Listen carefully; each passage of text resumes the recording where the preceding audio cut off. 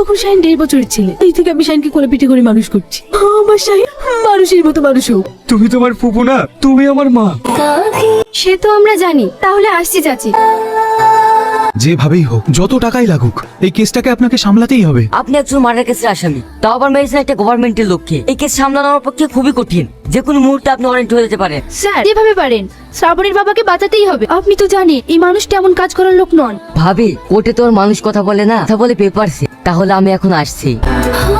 বাবা, বাড়িতে উকিল কাকা এসেছিল কেন? আর তোর অত দেরি হলো কেন? মানে তুই হাত মুখ ধুয়ে নে। তোমাকে একটা কথা বলবো বলছিলাম। হ্যাঁ বলো।